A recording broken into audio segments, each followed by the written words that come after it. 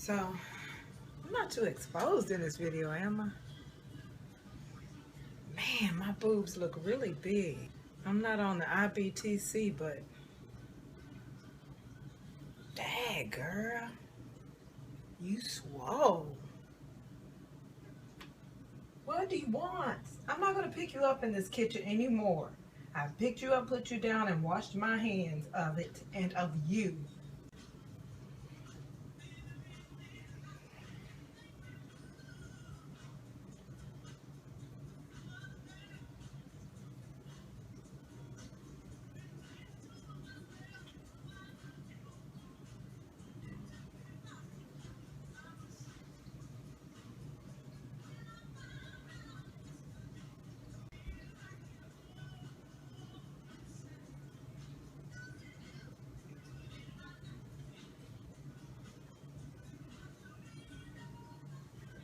Get out.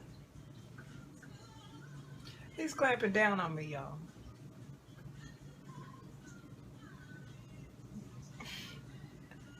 I know y'all saw that.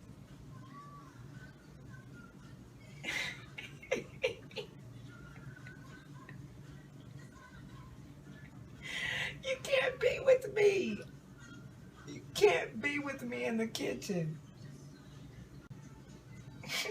I don't know where you think you're going to be able to go. Get down.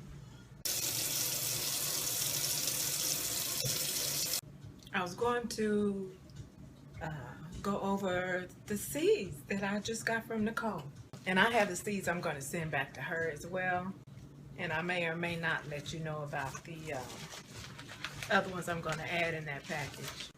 You know, everybody has gift exchanges and stuff like that.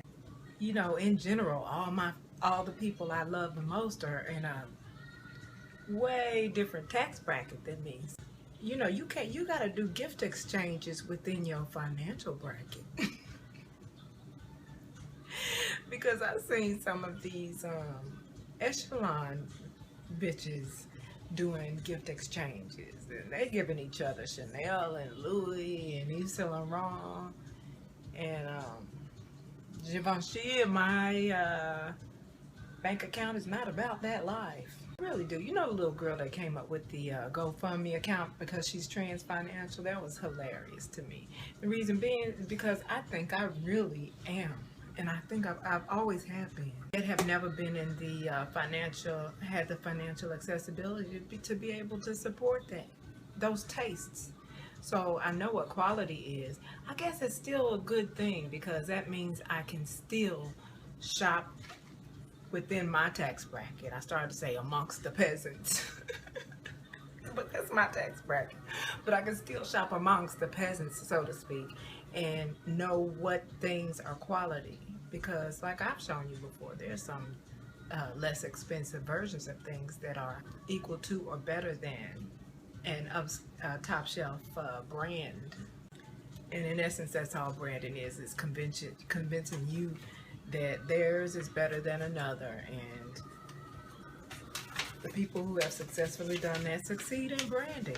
Now, if I were to ever develop a brand as such, I would like for my brand to sell itself. I wouldn't want to have to bend over backwards to market and brainwash and connive people who actually should know better. But anyway, I did too much again. So this is what I got. Hey, Fusello Spagariello. Maybe, I don't know. But she said it's nicer than kale, which will be nice because I've been, you know, shading kale a little bit lately because really everybody just convinced us that that was just the new green to go into. But if you keep it real, kale is not, it is not too strong to eat obviously, but it's a stronger, greener flavor than all of the other greens that we have been familiar with. Collards and, you know, just lettuce leaf in general.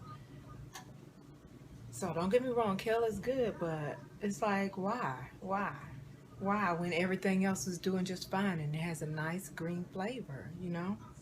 Hallelujah taught me that lesson this year.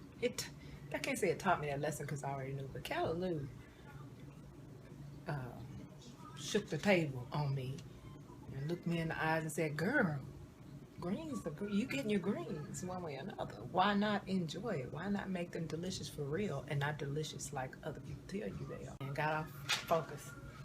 So I have aloe seeds. Now, I've grown aloe before, and I've shown you my aloe, but it didn't succeed. I learned later that aloe has a particular sandy soil that it prefers, and that could have everything to do with why mine didn't survive. But what I didn't know was that you could grow aloe from seed. So I'm excited about that. Got nothing but time for that to grow, because I don't know how fast or slow it does. For some reason, I feel like it grows slowly. Maybe it doesn't.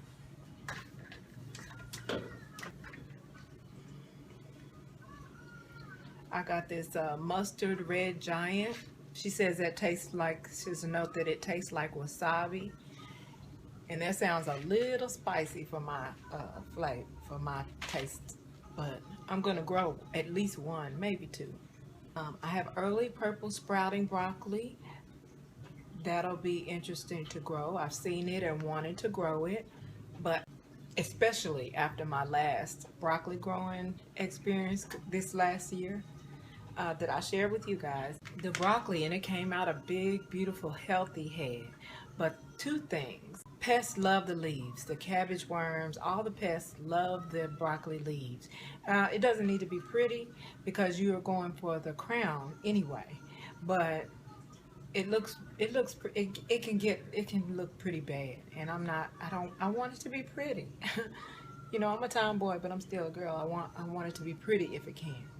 Yeah, the leaves were attacked profusely, and when cleaning the broccoli, I soaked it for about 15 minutes first, and all kinds of critters are able to nestle in between the portions of the crown. And I don't appreciate that too much either. Now, this purple sprouting broccoli is not one big huge crown. There are several sprouts. And so I think I'm gonna like that about the purple sprouting broccoli, not to mention the fact that it's purple, which has nothing to do with any nutritional value, but y'all know how I feel about the color purple in general. She sent me the red currant tomato, and I'll probably grow that for curiosity. I had a microtom a couple of years ago, a microtom tomato, and it has they're smaller than cherries, but they're cherry shaped, like little crabapple tomatoes, and they were really good. The problem was I can eat a whole plant in one sitting, because they allegedly don't grow any taller than like 8 inches. But from me to you, the instructions don't tell you this, but if you put them in a big pot, they'll be all stringy and wind all over the place, so they will get taller than 8 inches. But if you just keep it in a small pot, it shouldn't get any taller than 8 or 9 inches. Again, the problem with that is it only grows so many tomatoes on them, because it doesn't grow like this. This grows with a vine with 100 little tomatoes on it. That one just grows like a regular tomato plant and has several bunches, but they're this little. I was literally taking them off the plant and popping them in my mouth after finger washing. With about 10 to 15 little tomatoes on it, you can eat a whole plant in one sitting. But I think I'm gonna send her some of those seeds, just if she wants to play around with it, because I took a lot of seeds from those. She says, I think you'll like these. I only had a few seeds left. These are old-timey blue collared. They're 100-year-old heirlooms. I think I will too, because since I decided I wasn't gonna really grow collard too tough this next season, the collard that I do grow can be these. This I'm glad she sent me. They're snow peas. Mammoth melting sugar. Snow peas are snow peas to me, but the point is, I'm glad I have these, because a package of snow peas I have are pretty old, which I don't have again, I have trouble throwing. I don't care how old the seeds are, I have trouble throwing them away, because but what you heard, even if the germination rate is not as productive, you still get a germination rate. And unless you have a big ass farm, you don't need every last one of those seeds. From me to you, you don't have to take it to heart. I needed these snow peas. And last but not least, I kept getting conflicting impressions about perpetual spinach. And I do know from looking at Patrick's Garden that that it looks like chard. And as I read the back of this packet, it said it's in the Swiss chard family, or the chard family. But it says it belongs to the same species as chard and beets, but has distinctive differences. The taste is more like a true spinach.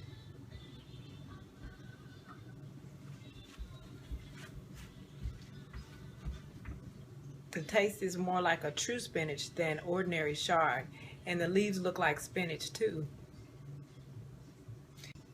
Flatter and more pointier than chard with slimmer stems. Very long standing in the garden, yielding from late spring through autumn if planted early. Seldom bolts during its first year. And as I researched this further, I learned that these will grow for 2 seasons for you. But to be fair, I originally thought they were perpetual. Hence perpetual spinach, right? But a 2 seasons worth of productivity isn't shabby either. I'm not gonna complain about that. Look, when I tell you I am excited about this and she sent me a whole pack. A whole pack.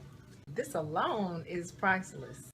I'm sending her red blood vein sorrel, and I'm also sending her seeds from that spinach that really huge, that spinach that got really huge in the garden that I harvested. Now from the ones that I planted, I didn't get a huge germination rate, but then the way I harvested the seeds, they don't look like spinach seeds that I get out of the pack. Well, they do, but they're, you know, because I didn't know what was a seed and what wasn't, I end up just getting a bunch of this stuff.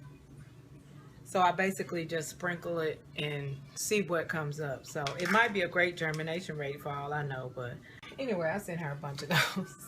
There are a few other things, seeds that are probably, I don't know how many years old, but hence them being years old, I haven't been messing with them. So somebody who's either going to respect them or give them away or even toss them. I'd rather somebody else throw them away than me. I can't do it. I guess it's not a seed haul, but a seed exchange. I'm doing seed exchange. And actually, this has just turned into, again, I know other people do this, but you know, there are so few people that I fool with that I don't have that the opportunity is not as open for me. So this has been wonderful. Perpetual spinach, y'all. And that's the clarification I need. The taste is more like a true spinach than ordinary chard. I needed to know that. Because I stopped growing chard. Everybody knows chard is hardy. But I stopped growing chard because it wasn't all that delicious. I stopped myself early from growing a bunch of stuff that I don't even like that much. And even if you grow something because somebody else likes it, you better be sure that you love them because you're going to be cooking it. In my defense, I turned the oven on. The oven and the stove are on right now.